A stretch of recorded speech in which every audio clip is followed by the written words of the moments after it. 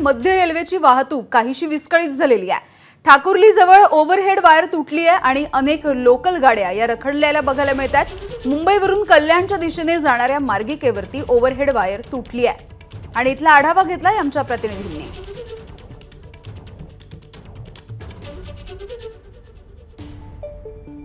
CST वरून बदलापूरच्या दिशेला जाणारी लोकल जी आहे तिचं ओव्हरहेड वायर ठाकुर्लीच्या दरम्यान तुटलेला आहे। त्यामुळे या ठिकाणी आता ही बदलापूर लोकल जी आहे ती या ठिकाणी थांबलेली आहे। ओव्हरहेड वायर जे आहे त्याचं काम देखील सुरू आहे।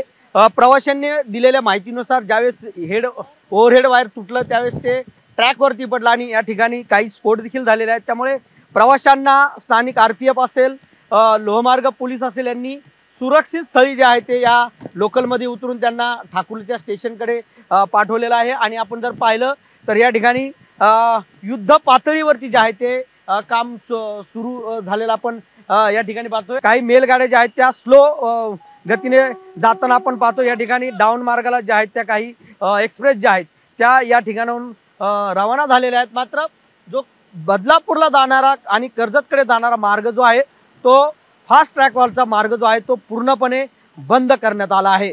सुरेश काडे, एबीपी माझा, डोंबिवली। एबीपी माझा, उघडा डोळे बघा नीट।